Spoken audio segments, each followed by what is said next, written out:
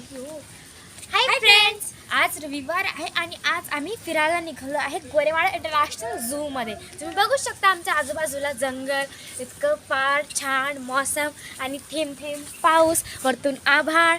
आणि आज एक गंमत पण आहे बरं. माझ्यासोबत माझी मम्मा, पप्पा आणि माझी बहीण सुद्धा आहे. मला तर तुम्ही ओळखताच, मी तुमची लाडकी खुशी. आणि आज आम्ही खूप सगळ्या जंगली जनावरांशी भेट सुद्धा घालणार आहोत. अरे पाऊस. भटकायला, फिरायला, प्रवास करायला, मनसोक्त फिरायला सर्वांनाच आवडतात. आपल्या देशात असे अनेक ठिकाणे आहेत जी भटकणाऱ्या पावलांना आकर्षित करतात.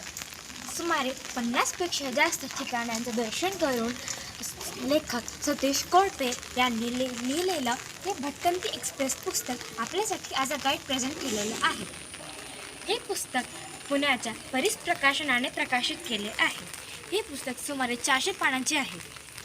लेखक सतीश कोळपे यांनी जम्मू काश्मीर ते कन्याकुमारीपर्यंत सफरनामा आपल्याला या पुस्तकात दिला आहे. नेपाळसारखा देशही आपल्या शेजार देश हे आपल्या शब्दचित्रातून सादर केला आहे.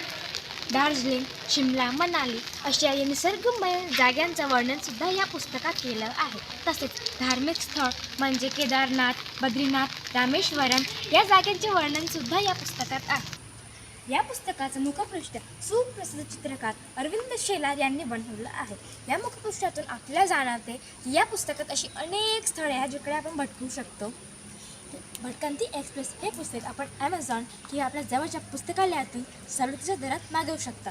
तर घरी बसल्या बसल्या तुम्ही पण आपल्या भारतभराचे दर्शन करू शकतो या पुस्तकाच्या माध्यमातून.